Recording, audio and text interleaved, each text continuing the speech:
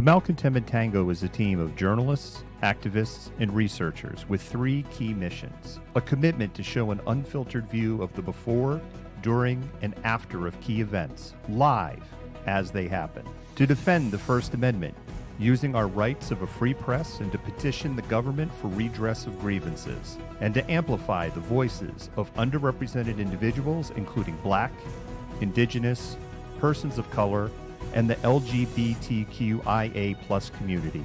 Our team is committed to seeking equality for all and holding those in power accountable. The easiest way to support us is to like and follow us on Facebook, subscribe to us on YouTube, and follow us on Twitter, Periscope, Twitch, and Instagram. Thank you for supporting independent journalism and for being a malcontent.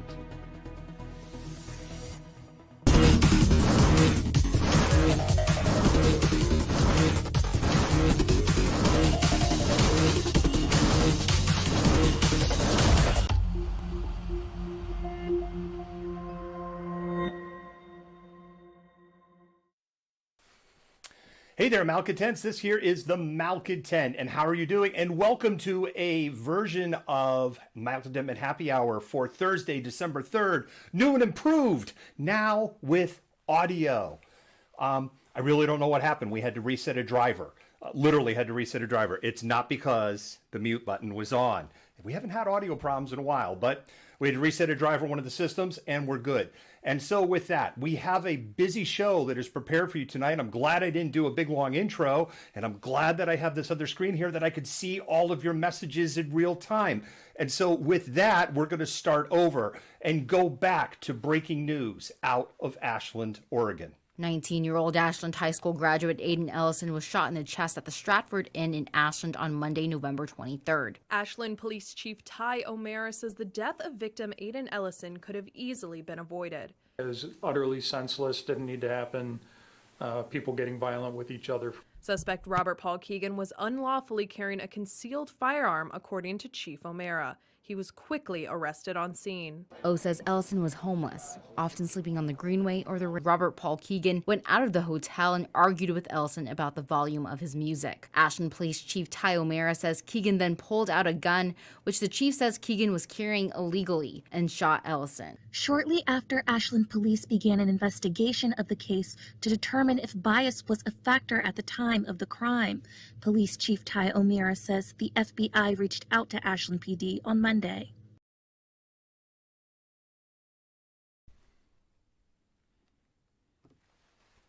Too many names. It's just too many names. So the story behind this is Aiden Ellison, as we've learned, was a homeless individual, 19 years old, from Ashland, living in Ashland. He was in the parking lot of this hotel at approximately 4 in the morning. Music was playing loud, woke up an individual sleeping in the hotel. This person apparently had been burned out of their homes out of Talent, Oregon, during the wildfires. They went down to the front desk. They complained to the front desk clerk. The front desk clerk was like, he went out and confronted Aiden Ellison. Now, his claim, as you saw in that, is that he was punched multiple times. There is other stories, not in that little video montage that we did. The hotel clerk was basically there. It was like he didn't see any punches thrown. The shooter has no bruises or marks or anything on their face, and Aiden Ellison had no evidence whatsoever on his body that he had punched anybody, or certainly punched anybody with any kind of malicious force. And he pulled out a gun that he was illegally carrying, not Aiden Ellison, and shot him in the chest, and he was dead before he hit the ground. According to the police reports, there was nothing that could be done for this, for Aiden. The FBI, that's the breaking news on this.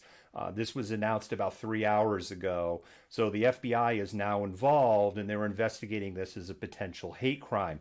The challenge with hate crime and moving hate crimes through in a state like Oregon is you look at a city like Portland, which is 2.3% Black.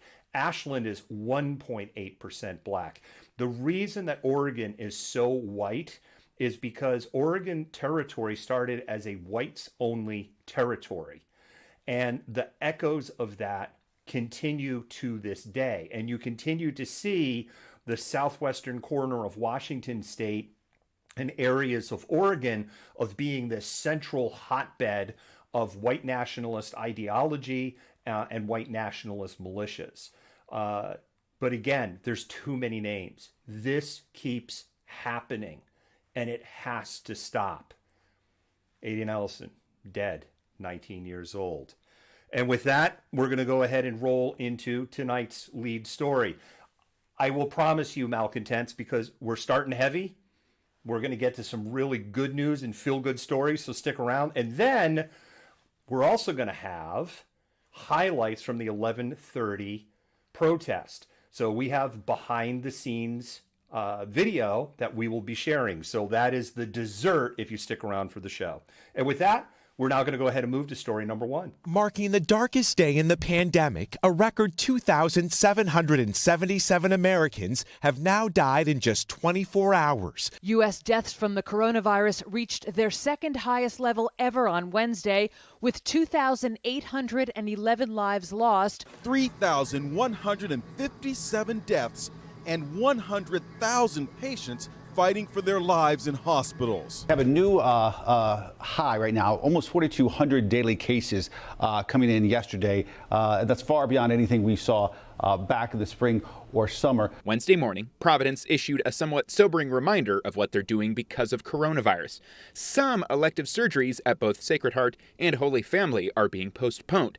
As the number of COVID patients in local intensive care beds rises, so does the concern of county officials. And the increase is accelerating dangerously. Harris County Judge Leah Hidalgo said 17% of the county's ICU population is COVID positive. So if that acceleration continues, then we're going to get to where we were in June, July, or worse. And we're here outside the DCU Center, and yes, in just a few days, this will be opening as a field hospital. And a second one is set to open shortly in the coming weeks in Lowell.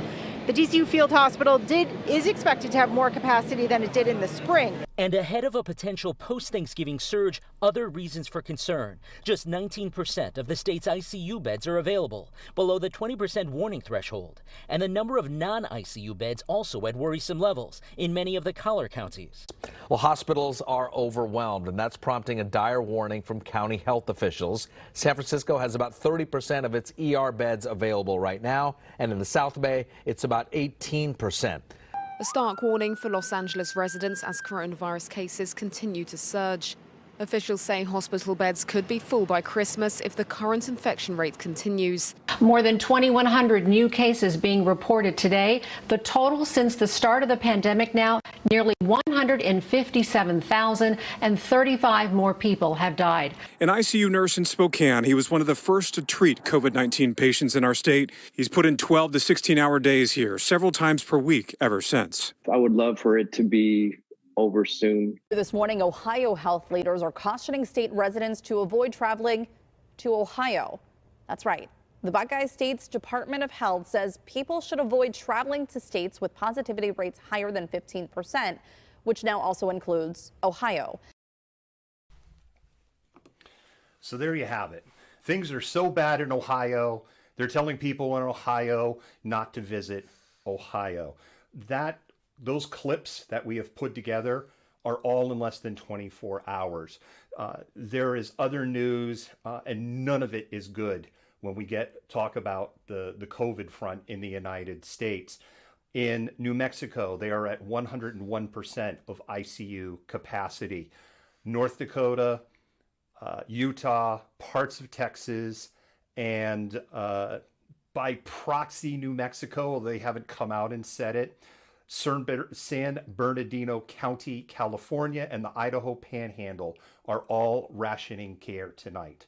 So what rationing care means is that they are making decisions based upon a scorecard on whether a person gets a hospital bed or not. So people are not getting the treatment that maybe they should fully get. Not only are they not, that doesn't just apply to COVID patients, that is applying to patients with other illnesses and other problems.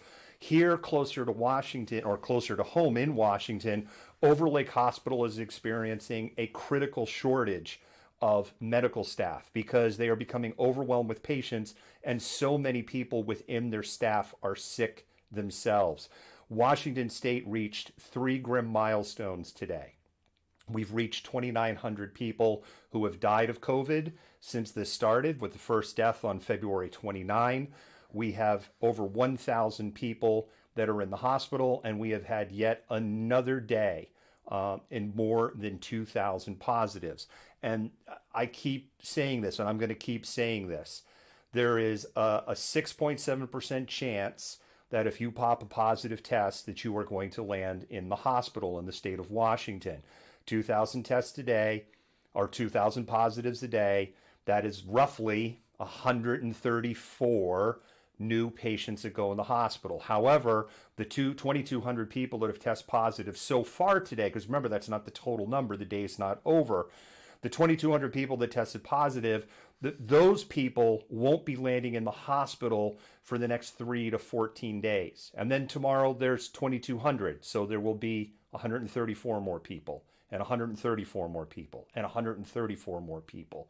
We are on the brink of a medical disaster that this country has not seen in over a century. And the thing that is so frustrating for me is that this was semi-preventable. We could not have prevented all the deaths and fatalities that have landed in this country, but other countries have demonstrated that when citizenry acts compassionately and acts in a way that follows the government guidelines. And you know, I missed all the Hollywood movies where people were demanding to get a deadly disease because the government can't tell me what to do.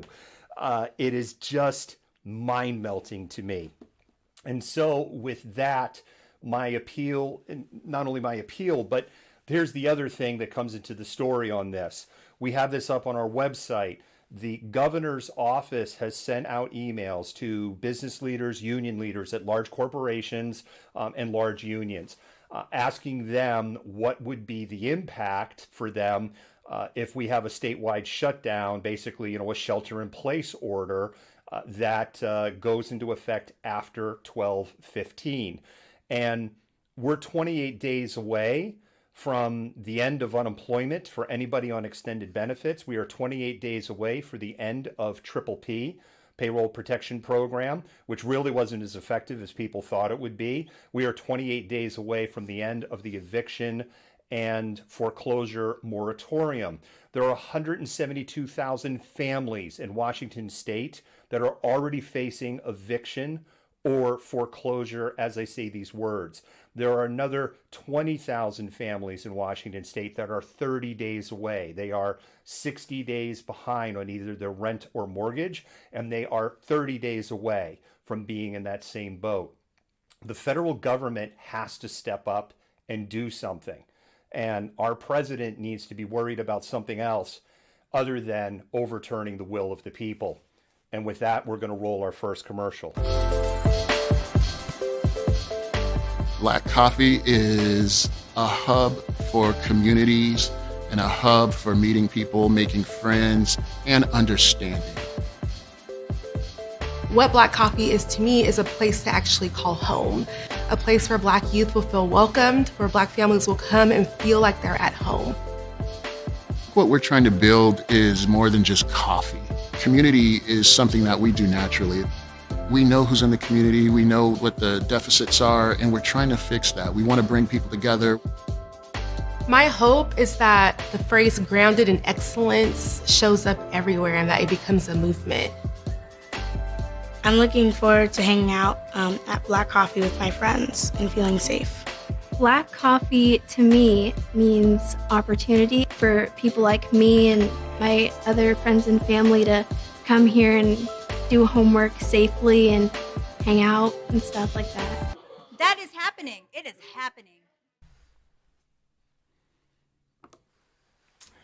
And we have Yoda Vision tonight. If I see some of the comments that people have figured out, like, who is the puppy? This is Yoda, and Yoda's been, I don't know. I don't know if he got a hold of some steroids or the Fountain of Youth or whatever. He has been really full of himself. So if you're not familiar with Yoda, he is almost 17 years old. And for the last kind of week, he has just been going up and down the stairs like he owns the place. He's been getting into a lot of trouble. And he just wandered into the studio while I was doing it like he owns the place, because it's like, oh, I know the humans here. So anyway, you have Yoda Vision for part of the show tonight. And with that, we're going to move to our second story. And our second story is about the Ally League. The Ally League is a company, an organization that has been set up to help support Black businesses and help break down the barriers of systemic racism. And I had the pleasure today of meeting virtually in a COVID-safe way with Keisha and Sarah. And with that, we're going to roll some of that interview. I am Keisha Rogers, and I am a co-founder of the Ally League. Hello, hello. Am I getting the camera? Good. You're okay. in the camera. Okay, great. Hello, I am Sarah So. I am the co-founder of the Ally League. What was the motivation in creating the Ally League? Our motivation for doing this was that, as working moms, we recognized that there are a lot of us who want to do something but don't know what to do. Sarah, as you and Keisha came together on this, what ideas did you have and how did you land to where you are today? So when we first started, it was a really big mission, and we had a lot of ideas, including an event calendar and educational content and different ways to approach and make anti-racist information more accessible to everyday people. But ultimately, we found that the niche that hadn't been filled, or at least not locally, was sourcing products from Black-owned businesses, and it was a little bit more tangible and easier to be a starting point. Keisha, according to the Small Business Association, 40% of all Black-owned small businesses have failed in 2020. How are you helping fight against that tidal wave? We had so many ideas. We still do have so many ideas for how to help. But the fact that so many businesses are failing this year, a lot of that has to do with exposure. There is an assumption among a lot of people that if a product has a Black person on the front of it, that it's for Black people, that it's not for everyone. And there are myriad. We have encountered so many companies, so many fantastic products that if they were only in someone's hands, they would buy them over and over and over again. What is a product that really stands out to you among some of the things that you're supporting that it's like, this is just amazing. We have to get this out in front of other people? That's a really hard question because we love everything that's in the box. The cookies are delicious. They're gourmet. There's coffee. There's body products. One of the things I discovered was honey water, which is a sparkling water that's flavored with honey, which is kind of a novel idea that I think could appeal to a lot of people. So there's just a lot of exciting new things in there. What is a misconception or a misunderstanding that people have that you really wish that they understood better? That's a tough question because there are several of them. One that immediately comes to mind is that products by Black companies are for Black people, and that is that's the lane we're in and want to stay in. That's definitely not the case. I think people believe that the white community needs to help or teach the Black community, but I have learned more from the Black community, and I think they have more to offer. How much is Black Box, and how do I go and get one? You can order a Black Box from theallyleague.com, TheAllyLeague.com. The large Black Box or Premier Black Box is $75 and contains more than 5 products, very high quality products from Black-owned companies. And there is a mini Black Box that has 3 items in it, and that one is $25. Keisha, Sarah, I want to thank you so much for your time today. We really appreciate it. Viewers, if you want to help out, you can go to the website. It's on the lower third on the screen, theallyleague.com, and get yourself a Black Box or 2 for people that you care about this holiday season. And once again, thank you so much for your time. Thank you. Thank you very much. We appreciate the opportunity to talk with you and your audience. Oh my God, does Keisha have the most amazing glasses you have ever seen? Are those glasses amazing? The first thing I said to her is like, I love your glasses. They're like retro, but they're modern, but they're and they're superhero, but they're not over the top.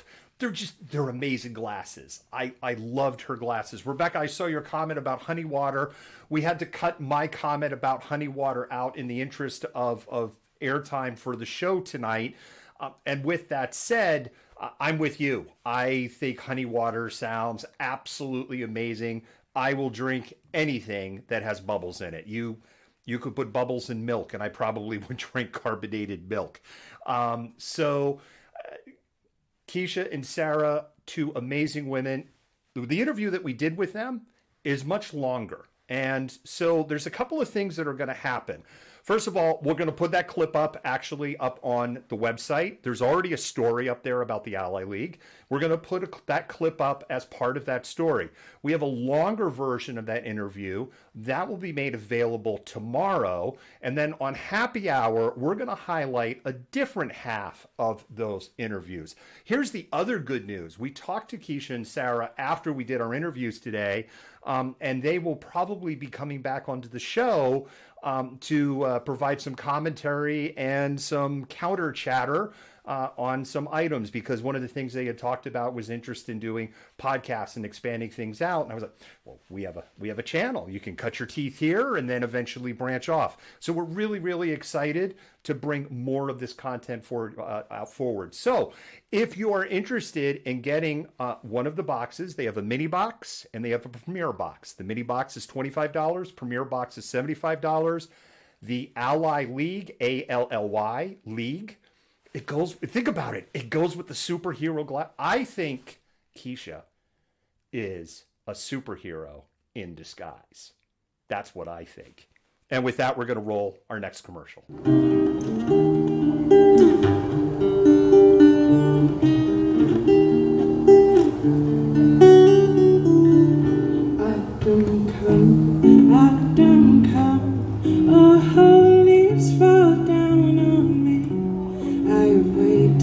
So very long, try to speak my mind, but no one knows the language, so I push it to the side.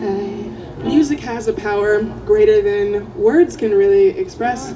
Songbird, sing a song to me, let me know where I'm supposed to be. It's such a shame, yeah. Well, I was your TV girl. The EP is called Blue, and my website is classicelishamusic.com.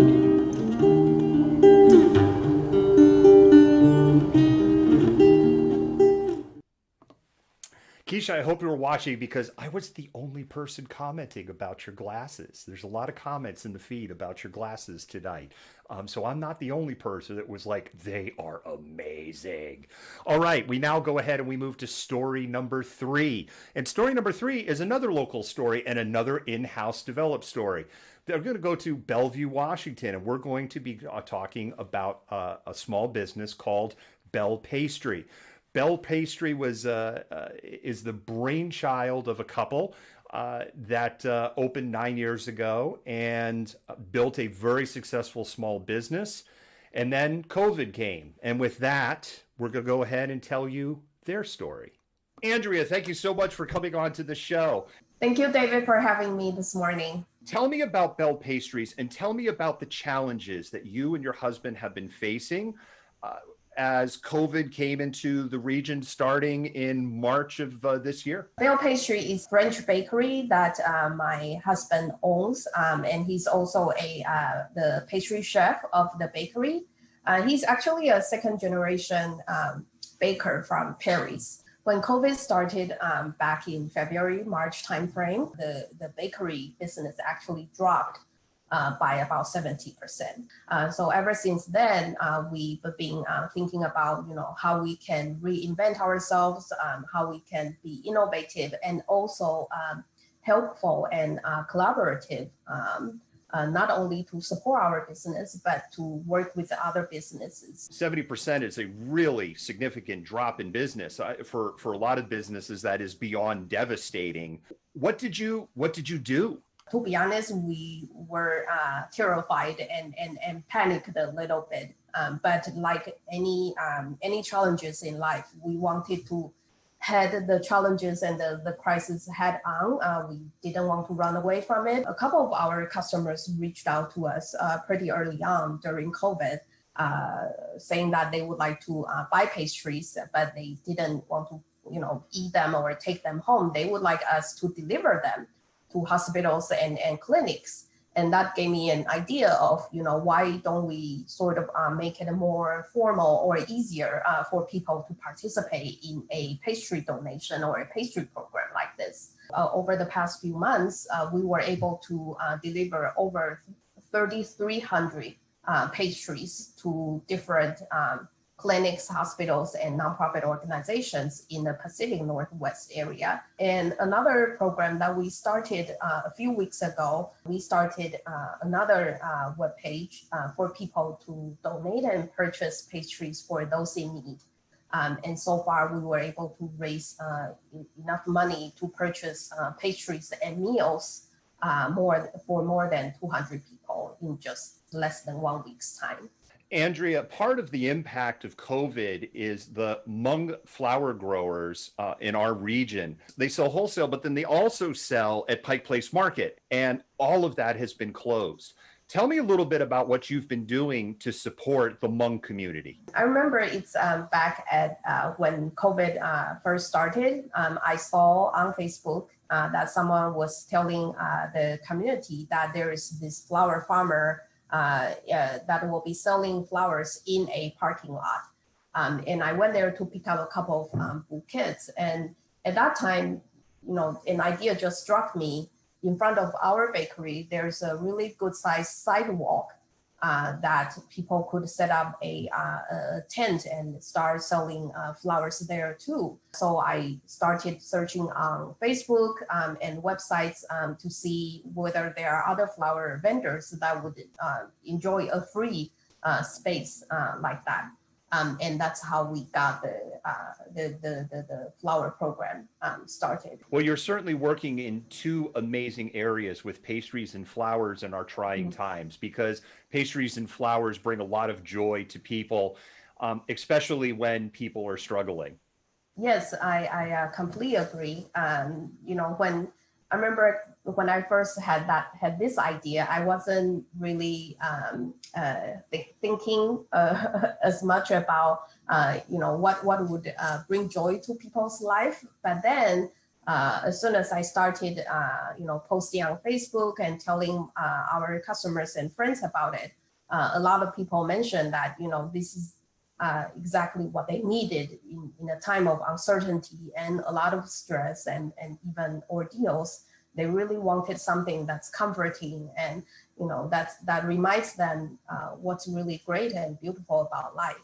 So I've been watching you talk here at all of these wonderful pastries behind your head, and I haven't eaten yet today. So if I wanted to partake in Belle Pastries, how could I go about doing that? So we offer a lot of ways for customers to, get the pastries and the desserts that they like. Bakery is open 7 days a week. We're located at 10373 Main Street in Bellevue, and that's at the crossroad of Bellevue Way and Main Street. We also have a website, and we are on Uber Eats and DoorDash. Andrea, thank you so much for coming on to the show and for this delicious interview. Thank you again, David, for having me, and thank you and your organization and media so much for helping small businesses to get the word out there and to share our stories. Thank you. See, we told you things would get happier as we went through the show, right? And is everybody hungry now? Is everybody just want to be in a sugar coma after it? I meant what I said. That was no acting there. That interview started at 10:30. My day started like right boom, and I was like, I'm just going to go. And when that was her back, I was just dying at the end of the interview there. So that was no acting on my part when I was like, I have not eaten. It just, oh my goodness. Amazing background. Andrea was an amazing woman to talk about, and they have this amazing story. So if you've been to Pike Place Market, most people, I know we have people in the national audience because I've seen in the comments people shouting out, hello, Minnesota, people shouting out from where they're watching from. And I love when people do that, especially when people are from out of the area. Most people in the country know about Pike Place Market. So within Pike Place Market, there is a long line of tables in a covered area.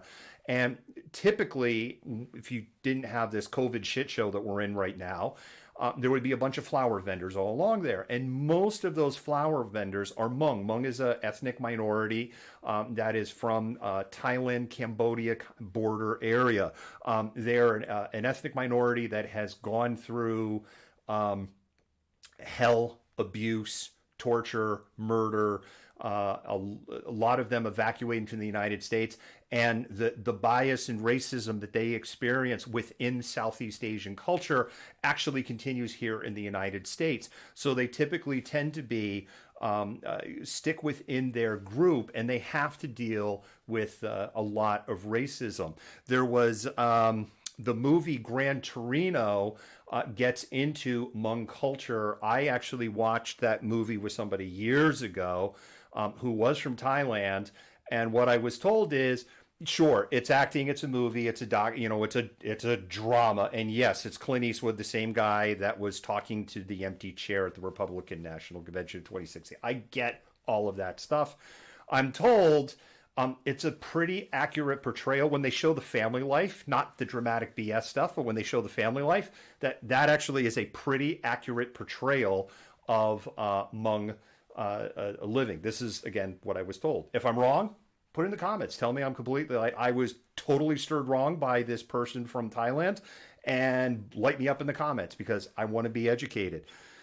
They haven't been able to operate in Pikes Place Market because of COVID restrictions. I know that there was one vendor that has appeared occasionally at the Chevron station, which is down in Juanita Village, or at the corner of Juanita Village. I've actually bought flowers from them a couple of times for Dr. and Mrs. Malcontent. But this is just a tremendous story that's coming out of here from Andrea and her husband. And we have the story also up on Malcontentment.com, or you can go to malcontentnews.com. Both of that is in the descriptions for this show if you are on YouTube or Facebook. And you can read more about what they're doing and how you can support others in the community and continue to support the flower vendors. Flowers aren't growing anymore, so the Hmong community there is no longer selling flowers, and they are coming into this long winter. Oh no, I had like the button and now I can't find the button. Winter is coming. Yeah, you better believe the winter's coming. It was on the second console. I have lots of buttons up here. This is the joy of COVID restrictions. On the subject of COVID restrictions, I still have to continue to do this in here by myself. I cannot have an engineer. I can't have a co-hosted here. So I'm chief cook and bottle washer for happy hour, and until we get this under control. And at this point, because again of the governor looking at this shutdown, and it just feels like an inevitability, I don't even feel like I could say, hey, wear a mask, because the freight train's kind of already left the station. I don't see how we stop this train at this point. The question is how far can we minimize the damage at this point? Anyway, go get a pastry or a sandwich. Or again, you can go on the website and you could just donate some money to help feed a needy family, or help feed the doctors, nurses, and first responders that are on the front lines, because I'm really starting to feel like the country's forgot about those people. And with that, we're going to go to our third commercial, and then we're going to go to the highlights from the protest. The Malcontentment Tango is a team of journalists, activists, and researchers with three key missions: a commitment to show an unfiltered view of the before, during, and after of key events, live as they happen; to defend the First Amendment, using our rights of a free press, and to petition the government for redress of grievances; and to amplify the voices of underrepresented individuals, including Black, Indigenous, persons of color, and the LGBTQIA+ community. Our team is committed to seeking equality for all and holding those in power accountable. The easiest way to support us is to like and follow us on Facebook, subscribe to us on YouTube, and follow us on Twitter, Periscope, Twitch, and Instagram. Thank you for supporting independent journalism and for being a malcontent.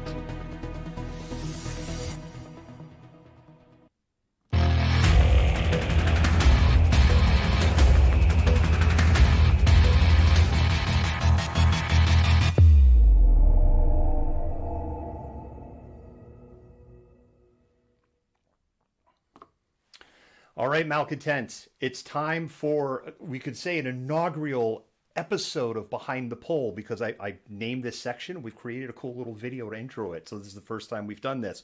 What is Behind the Poll? We've live streamed the 180-day and the 21st anniversary WTO protests that happened in Seattle on November 30th. There's actually some news I want to share on that too before I go any further. I am in a position of having to self-quarantine again because, unfortunately, something that was learned the day after that protest is that one of the medics that interacts with the one of the medics was COVID positive. Let's start that all over again. One of the medics was COVID positive on December, was found to be, gee, I could spit this out. By the way, go back, watch this thing, and watch the news reporter who does this for a living, how he fumbled all over from North Carolina, how he fumbled all over. I watch that. I feel much better about my shows. So with that said, let's starting over. What I learned is that one of the medics was exposed to COVID and learned about the positive test the day after the protest. For those of you who have watched these frequently, you know I generally hang out with the medics because the medics are generally back. And when we do the direct action marches, we generally hang from the back. We generally use poll cam, hence what we call Behind the Poll. And the benefit of the poll is by having this high angle, for the viewer, you get a much better view of everything that is going on, both for interactions with the police and the interactions with protesters. It provides a level of protection for protesters because it's harder to identify faces and features. Excuse me. And it is in some ways helpful for the police because, yes, because you're helping the police identify people. I'm not going down that rabbit hole. We've had that argument ad nauseum. And I will just say this one thing. I have had more than one person come up to me and said, hey, did you shoot the video? I said, yeah. And says, you know what? That video helped get charges dropped because we were able to go, that was not me. So the sword cuts both ways. But it does provide a degree of protection for everybody because everyone can see the whole story, as we kind of demonstrated in the piece that we did last week on the September 7th. And of course, maybe it protects the police, but it also highlights that the police aren't necessarily always telling the whole story or the true story, as we highlighted on September 7th. And some news on that.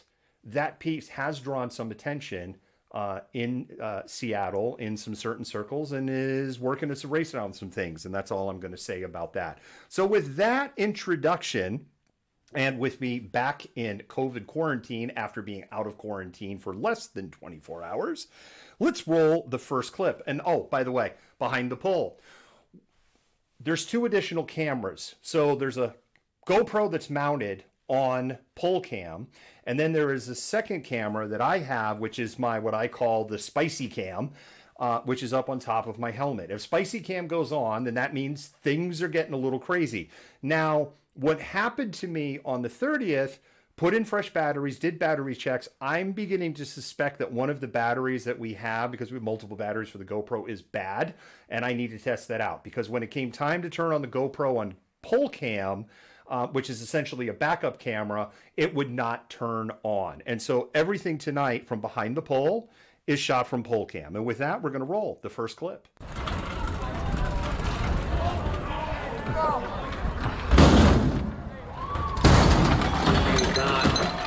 Put dumpsters in the roadway. You're blocking roadways.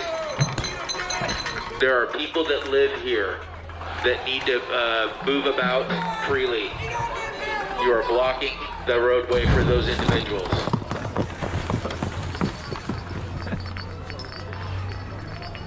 Again, this group is engaged in criminal mischief, and I'm giving you an order to disperse. This is Lieutenant Diamond.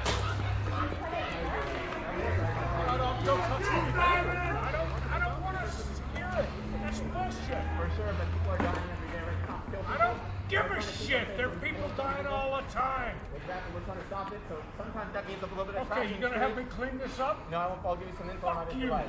All right, have a good rest of your night as well. Yeah, right. All right, so let me explain to you what's going on there and behind the pole. This is relatively closer to the start of the march. Seattle police actually engaged protesters 8 minutes and 30 seconds in. So what you're not seeing, you would actually see if I would actually be able to show that counter shot if the GoPro was working on pole cam.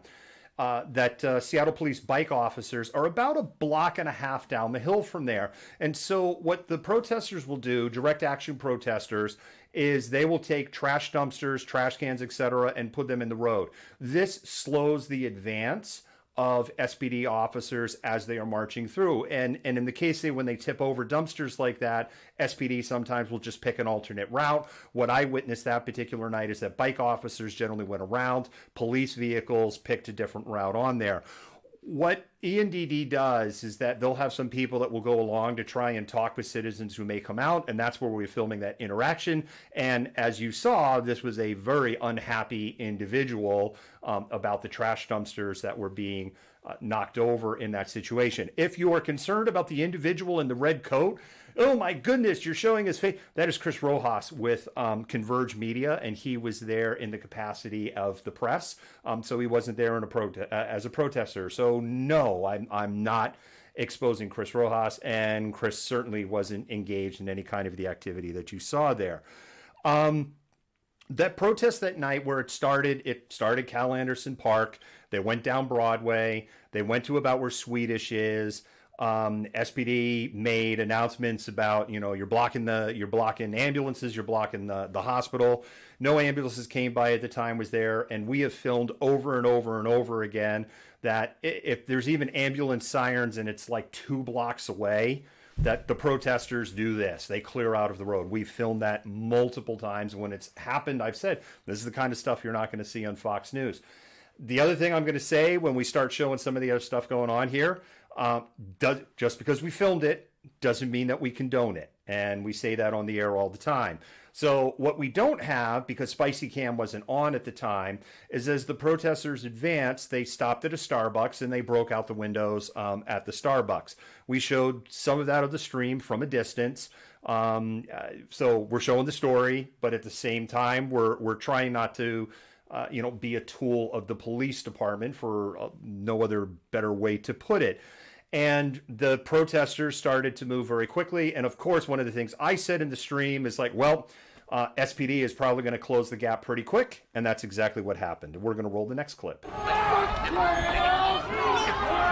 And you've got... As described. Regardless of your purpose, you will be in violation of city and state law. The following routes of dispersal are available for you. Fascist burn in hell! You can move northbound on 16 or west on Spring. You have 2 minutes to move. So, you heard it. All right, so Seattle is invested in an LRAD system. I'm actually happy that they've invested in an LRAD system, because what was happening in protests late September, this happened on September 23rd, this happened on September 24th, this happened on October 3rd, and this happened on October 5th, where the Seattle Police Department was saying in their Twitter feeds, we declared an unlawful assembly, we told people to disperse, and unless people were, say, within 50 feet of the police cruiser where it was announced, everybody else was like, you didn't announce anything. There was one on October 3rd where we went through, because they said they called an unlawful assembly, also outside of a Starbucks, but this one a different Starbucks location that also had windows broken out. And we went through, and again, that was with 3 cameras for that one. So we have 3 different audio streams. None of us could hear where they called unlawful assembly. And then somebody was, well, go to this streamer's one. And that streamer was practically on top of the police cruiser. So I had started complaining kind of vociferously in our feeds that, it would be really helpful if the Seattle Police Department would invest in some equipment so you could actually hear announcements. I don't know if they listened to, because they claim that they watch us all the time, including Mike Solon, Hi, Mike. I have a feeling you're not watching me, Mike. I feel that's all BS. But anyway, we'll say hi to Mike Solon. Anyway, neither here nor there. They have an LRAD system. And so who you're hearing is Lieutenant Diamond. That is not D-I-A-M-O-D. We have to do a correction on the story. We're not the only people, because it really sounds like he's saying Lieutenant Diamond, and there is a Lieutenant Diamond in the Seattle Police Force. There is also a Lieutenant Diamond and D-Y-M-N-T, and what a cool way of spelling the name. Police officer or not, it's a cool spelling. That particular officer is the one that is part of this unit that is dealing with the protests. So they come in and say, okay, you've got 2 minutes to disperse, right? They've moved in closer. The bike officers are there, and let's go to the next clip. Joey, I saw your clip there. Nothing happened to Chris Rojas. All I'm just saying is that's Chris Rojas. You know, we haven't blurred him. We're not, because there is no reason to. So Chris was totally fine. And you've got, so SPD getting ready to target and arrest multiple SPD officers. To my right. Move up onto the sidewalk, press. Move on the sidewalk. Thank you. Over on the sidewalk, dude. I've been pushed by SPD into the police line.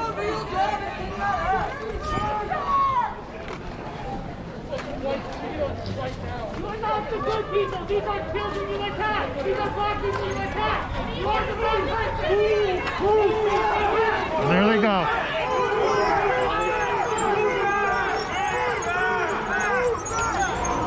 I am Sergeant Moore with the Seattle Police Department. I am now issuing a public safety order to disperse, and I command all those assembled. Police have moved in. Disperse, which means leave the area.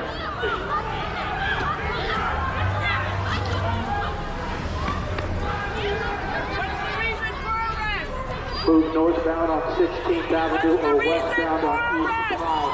If you remain in the area described, regardless of your purpose, that is the LRAD unit right here. What is the reason for arrest? Other police action could include the use of chemical agents and less lethal munitions. So, move northbound on 16th or westbound on Pine. Move immediately. So if you're wondering why my head is like, why is the camera moving around like that? Right? You know, like all of this. Again, that camera is mounted up on my helmet. And so what you're getting is when you watch our streams, what you're watching is a camera that is 9 to 16 feet in the air. And I've said this many times. So what you're seeing in the stream is not what I see. Behind the pole is showing you what I actually saw. And a lot of times when things get a little hectic like they were in that moment, we're not sharing the helmet cam. But again, the GoPro that was mounted to the pole wasn't operating that night. So what you're seeing is my head is on a swivel, right? I'm trying to understand, am I getting between protesters and the police? Are there people behind me? Are there people in front of me? I'm also kind of going, you know, if police start to advance, what direction am I going to take so that I don't end up either in a melee or end up getting arrested? Now, there's a story that goes on behind that where you hear I'm told to move to the sidewalk. You can see I start to move. I get up to about the curb. You hear another police officer tells me to get to the sidewalk, and then I move over and I said I was pushed. So I wear a plate receiver and I wear armor inside of that. I wear 75% of the reason that is because of chuds and the death threats that we get. And on the back of most plate receivers, there is a strap in the back that you can grab. The idea behind that is that if I become incapacitated, or for that matter, anyone wearing a plate receiver, you can grab that strap and drag somebody out of the line of fire, drag them to aid. What happened is that the first police officer, even as I reached the curb, and you can see I was complying. All right, I was moving in that direction. That first police officer grabbed my strap, dragged me over, kind of handed the strap to another officer who then dragged me over to the sidewalk. I am really glad that they just didn't grab the strap and not say anything, because honestly, I may have panicked in that moment. and like turned around very quickly. What's going on. And so with that, I'm really, really happy that that happened. And I want to say hello to some of our special friends that have joined the feed because we're showing protest porn. These are Chud. Cannibalistic humanoid underground dwellers. Chud. Cannibalistic humanoid underground dwellers. Chud. It's a cannibalistic humanoid underground dweller. We love our chuds here. And the reason we love our chuds is because you actually amplify the volume. We have to explain this over and over again. The Twitch AI, the Facebook AI, they don't care. All they care is that you're watching, and the more people that watch, the more that we pop up in search. And I'm sure somebody, there's only 4 people watching on this channel. Ha ha ha. We're broadcasting on 4 channels, and what can happen sometimes on some nights, we literally may have just 4 people say watching on YouTube. We may have 1,000 people watching on Periscope, and we may have 50 people watching on Facebook, and we may have 150 people watching on Twitch, literally. So if you're just like, well, you only got 4 people watching, now we're on 4 channels. And also we have people that just watch directly off of, because you can actually watch directly off the Restream feed. And I know we have a few people that watch off of that. By the way, hello SPN and everybody who's watching us through SPN. So with that said, you could see that the police moved in. They made 3 arrests. They were target arrests. 1 arrest was for the breaking of the windows of the Starbucks. The other 2 arrests allegedly are claimed for obstructing officers in making that arrest. There was claims there was a 4th arrest, and that's what we reported in our news story. There was an updated story today saying that there were 3 arrests. We did hear what sounded like a woman getting arrested. That was after that melee that you see there where those 3 people are arrested. What we weren't able to see it because it was literally at least 2 blocks away, maybe even 3 blocks away. And we could hear her yelling, and we could hear the police kind of going. And the general consensus between the medics and the media that was there was that, yeah, it sounds like somebody's getting arrested. The protesters were moving very, very fast that night. The police were pushing them very hard. Nobody wanted to go back to see what was happening. 1, it would be over. And 2, the other thing here is that if you went and walked back, you would never be able to find where the protest group is again from that point. So with that, we're going to roll the next clip.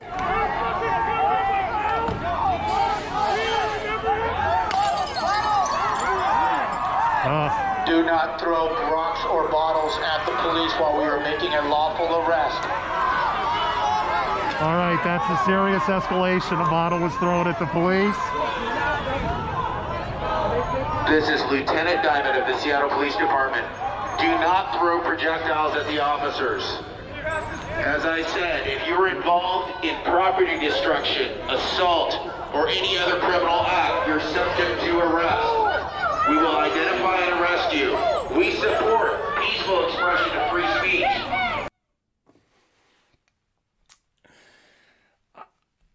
I've covered these for 6 months. It was 6 months on the 30th, right? And May 30th is the first event that we covered. I've covered this for 6 months. I kind of roll my eyes a little bit about, we support your right to free speech, because there is this very long history that happened particularly in June and July in particular, where it's very well documented. It was peaceful protests and people's rights to free speech were not being honored. Seattle police have changed their tactics. Mayor Jenny Durkin was talking about those change in tactics. We talked about those change in tactics on Monday in a story that Como ran. And you saw that in this video. Seattle police, I can't remember the last time I've been at an event where they used flashbangs. I want to say, no, they used flashbangs on September 23rd. So I think September 23rd is the last time they used some on October 3rd also. So I think October 3rd is the last time I can remember that they used flashbangs. I know on October 3rd, they only used a couple, compared to September 7th, where they were just indiscriminate with flashbangs. And on September 23rd, they were pretty reserved with the flashbangs. They used very minimal pepper spray. Likewise, actions from the protesters towards the police has also generally stepped back significantly. There was a glass bottle thrown. If you could see in the video, particularly from a computer, you could see it actually landed closer to either a protester or a streamer. I'm not sure which. Most of the people that were around me on my left or right were people that were streaming. They were either, there's a well-known streamer that was there to my right. And then there's a couple other people that may have just people in the neighborhood that are just like, oh, cool, let me get some video, which is one of the things that, you know, the direct action people, those are the kind of people they don't like.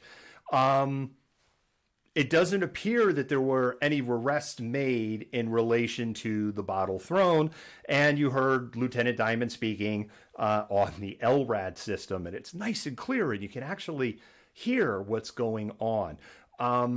I have gotten so relaxed to the lack of flashbang grenades and blast balls that the last 3 protests I filmed, I actually have not proactively put in hearing protection because I'm like, they're not using this stuff anymore. And what we're really seeing is almost this Portland style, it's different because Portland really moves in. I mean, they just like, boom, they move in really fast. And in Seattle, what you kind of see is almost like this cat approach, right? You could see they're getting closer, getting closer, getting closer. They're trying to get everybody out of the way so they can move in very quickly. They moved in very quickly and they made the arrest. But I still have to question, right? There's these 2 that were arrested for obstruction. And I have to question that because if you go in, it doesn't look like there's any obstruction at all. So with that, we're going to roll the last clip.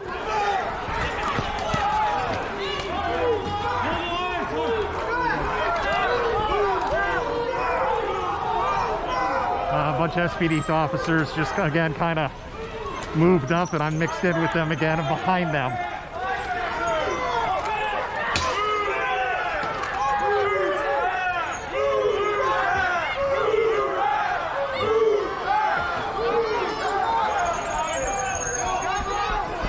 SPD just ran by.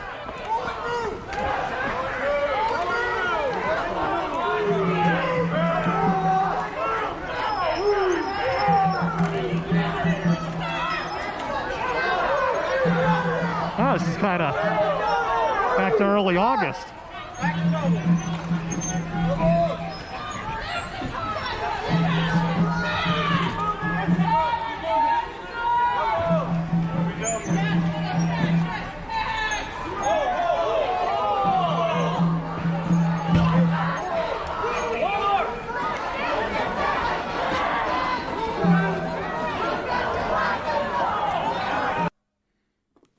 Okay, so what's happening there is that the Seattle police are continuing to kind of push.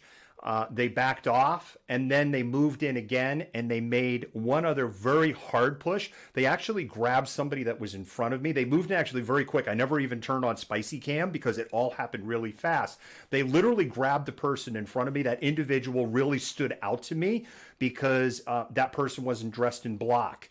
And as soon as they kind of like really grabbed that person and I was like, wow, there's going to be an arrest right here in front of me, they let him go. Like it wasn't like a, hey, you move grab. It was multiple officers grabbing as if they were going to arrest this person. And then for whatever reason, it didn't happen. I don't know, somebody, you know, if among them they were like, hey, that's not the person. I saw a couple of chud comments, right, about the protests and related to COVID. And yes, I did talk about that, that I've potentially had a COVID exposure and I am back in isolation because of that from filming this event. But did you notice? Chud. It's a cannibalistic humanoid underground dweller. Did you notice who wasn't wearing masks during all of this? That mask compliance was at like 10% for a certain group of people that were at that protest. And that was the Seattle Police Department. Now, here's a fact that you can take to the bank. The #1 killer of law enforcement on duty in 2020 has not been accidents, heart attacks, violence, gunfire, stabbings, riots. The #1 killer for on-duty police officers has been COVID and catching COVID from an on-duty interaction and dying from it. And what we witnessed and what we heard that night was Seattle police officers, as they were accusing protesters of blocking Swedish Hospital, literally mocking COVID restrictions and COVID at the same time. When the protesters were singing like a little mnemonic, like a little chant, and they were doing it to ABCD, but instead of ABCD, it was ABAC. The police officers around me, because as you can see, I was kind of in around their maskless butts with the medics, were saying that Seattle Public Schools must teach them that. And they teach them that remotely because of this whole stupid COVID thing. It's really unfortunate because this was said very close to me. Unfortunately, the chants were louder, and that is what the microphone picked up. But I know what I heard. The other thing that happened that night, we did not hear it, nor did we catch it on camera. There were multiple protesters yelling at a particular officer, starting at Volunteer Park, and then for basically all the way back to Cal Anderson, that an officer dropped the N-word, and I don't mean nice, and called one of the protesters a effing, not going to say it because I'll have the feed pulled down and I'll go to Facebook jail and probably YouTube jail, but you can fill in the blank. There were multiple protesters accusing this officer of doing that. Look, if you're tasked with enforcing the law, it's not your job, not your duty, it's not in your pay grade to decide which laws you're going to enforce or not. It is a misdemeanor in the state of Washington not to wear a mask outside. Fine, you don't want to do that, whatever, that's your life. But to be openly mocking COVID restrictions outside of a hospital is just deplorable. Absolutely, especially when you're accusing protesters of blocking access to that same hospital. And this, remember, these are the people in the city assigned to protect and serve. And they are holding the people that they protect and serve, not the protesters, the doctors, the nurses, the EMS people, the med techs, the respiratory therapists, the school teachers, the special ed teachers. They're holding them all in contempt. And these are the people that are out enforcing the laws. And this is why people are out and protesting. All right, let me go and see and we have that up on the website on the story. You really should be going to Malcontent News. If you're not going to Malcontent News or malcontentment.com, come on. Share that stuff. All right, let's see. If you see me looking down here, it's because that's where the comment screen is. It's down here. I know. I need to move it over here and up over the camera. It's another project for another day. Glad you. I guess no answers. I guess you're all talking about what we got there. So why aren't they wearing masks? Because they don't believe it's an issue. It's just listening to the side chatter. It's not an issue. All of those, that line of officers that I got pushed into, one of them was wearing a mask. The rest of them weren't. And here's the other thing. Now, I'll admit, if you're listening to the feed, I was struggling going up this one hill.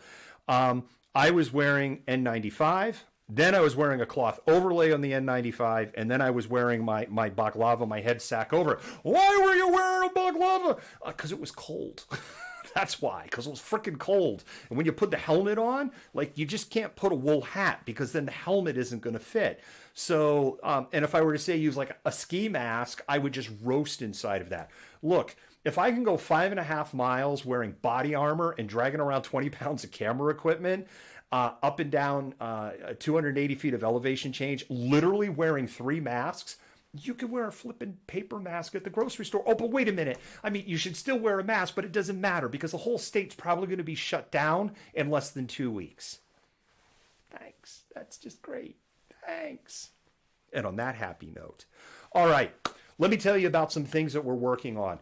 You probably have noticed, if you're not new and this isn't your first night here, you've probably noticed that a bunch of changes we had said this was going on, and things are starting to flip over to Malcontent News from Malcontentment Tango. We're flipping over to Malcontent News because that really is more of what we are. This is more of what we've become. We will continue to live stream, full stop.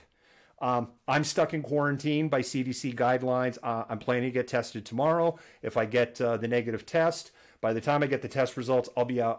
If I get the test results on Monday, I'm out of quarantine, or I got to wait 10 days. Or if I'm positive, then I'm positive. If they go, I'm going to continue to apply the same rules that I had said before I come out of quarantine. Last time, that quarantine was because of interstate travel. I left before the interstate travel quarantine happened, and the, hey, you need to quarantine yourself happened after I had already left. So, and that was for a critical trip that there was no way for me to get out of. And I drove, and I literally never got out of my car, not even to pump gas, because I got the gas pumped in Oregon both times, and they pump your gas there for you, which is frickin' weird. The only time I got out of the car was on the side of the road, literally on the side of the highway, to go in the bushes and pee, and I did that twice. Never stepped out of my car for that drive. Never interacted with a human being. Okay, so with all of that said, if there is something big like the 180 day, right, and the 21st anniversary of WT, that's big. If there's something really big, we go into civil war, sectarian violence, Trump sends in the federal troops. Yeah, we're going to film because that's huge and it's news. But we're not going to be in this rhythm, in this spike of COVID of like, okay, we're going to go cover the ENDD march tonight, or we're going to cover EDM, or we're going to go to morning march. We're not going to do that. I have one comorbidity. It's not a major one, but I have one, and I have to be cautious around that. It's not diabetes, and it's not overweight, obviously. And so I really have to be caught. And, you know, I like Dr. and Mrs. Malcontent. I want to stick around. I like being alive, and I have kids, and I have Yoda the Wonder Pug. And what the hell would Yoda the Wonder Pug do? What would you do without me? I know the chuds are like, please go roll in COVID germs. Please. We would love for you to go roll in COVID germs. You're not the same. I'm an American. You're a sick asshole. I haven't rolled that one in a long time. Okay. So, big, long explanation, but we are moving to Malcontent News. The website is already called Malcontent News. We have a link, malcontentnews.tv, that actually goes to Twitch, so it redirects out to that. What's going to happen at the end of December is the URL is going to flip. If you type in malcontentnews.com, you go to malcontentment.com, our website, but it will show you're on Malcontentment. That's going to flip at the end of December. So what will happen is it'll say Malcontent News, but malcontentment.com will still take you there. We're not changing any of our social media handles because we have, particularly on Facebook and Twitch, we have so many, well, Twitch doesn't allow you, but on Facebook we have so many people attached. Changing the handle would create a lot of problems. And we're starting to grow a strong Twitter following. And so we're to the point of no return on changing our handle on Twitter. The nice thing about Twitter, it's Malcontentment T, so it's a little closer. We have some social media channels that are Malcontentment Tango, and one day it'll just make an interesting story. I'm like, well, why the hell is that Malcontentment Tango? So we're starting that transition, but that doesn't mean that anything is going to change. I think what you're starting to see, if you're following the website, if you're watching the happy hours, you're starting to see the direction that we are going to go. We're going to continue to cover significant protests. We are going to continue to be amplifying voices for Black, Indigenous, person of color, and the LGBTQIA plus community. And we will continue to try and grow and thrive in what is a challenging environment. I would like to thank everybody for your support. I'd like to thank everybody for watching tonight. I'm going to do another quick look at your comments.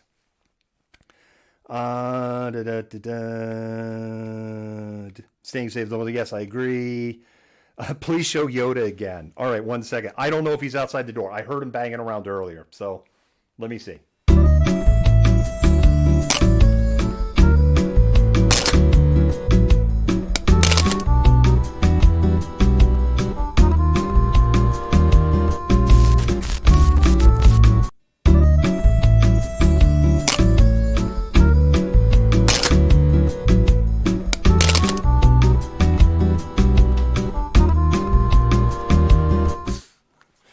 I think I'm going to start calling him terrorist. You're a terrorist. You know that? See? Ooh. He can hear that. See, this is what I mean by he's not as deaf as he likes to. Yeah, it's no longer as entertaining to me, sir. That's my squeaky pig. I earned that sucker. All right, just remember, The Malcontentment Happy Hour is brought to you by Soup for Your Family, and it's brought to you by Bumblebee Tuna, the most aerodynamic tuna available, according to our President Donald Trump. There's a couple of stories that we're working on, and that's what we're going to close up on. We are working on a story about the upcoming foreclosure and eviction crisis. And if things don't change in the next 28 days, one of the largest transfers of wealth in American history is going to happen in 2021. And so there is much more to this story than 12 million Americans or up to 19 million Americans that could be evicted or foreclosed upon. There is a big play that is happening and a massive transfer of wealth.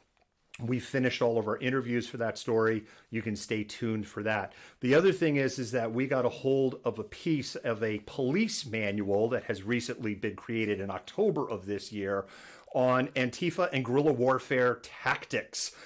It is a 176-piece, exciting page turner, complete with, I kid you not, guerrilla and guerrilla warfare spelt wrong on the cover.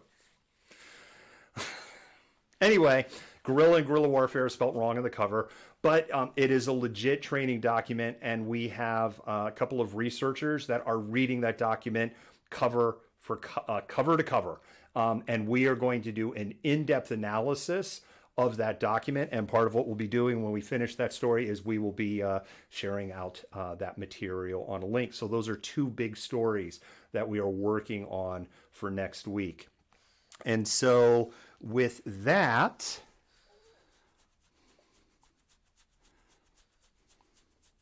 you should make a replica of him as a stuffed animal and sell it as merch. That would be, dude, that'd be weird. Do you want to go to a taxidermist? You want to get cloned and then we'll taxidermy your clones?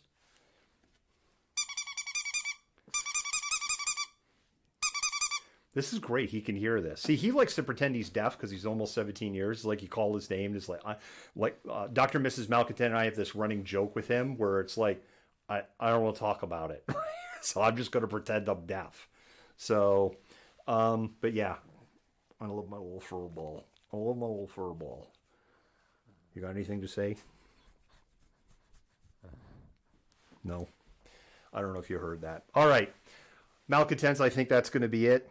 And with that, I'm going to say, Malcontent out. The Malcontentment Tango is a team of journalists, activists, and researchers with three key missions. A commitment to show an unfiltered view of the before, during, and after of key events, live as they happen. To defend the First Amendment, using our rights of a free press and to petition the government for redress of grievances, and to amplify the voices of underrepresented individuals, including Black, Indigenous, persons of color, and the LGBTQIA+ community. Our team is committed to seeking equality for all and holding those in power accountable. The easiest way to support us is to like and follow us on Facebook, subscribe to us on YouTube, and follow us on Twitter, Periscope, Twitch, and Instagram. Thank you for supporting independent journalism and for being a Malcontent.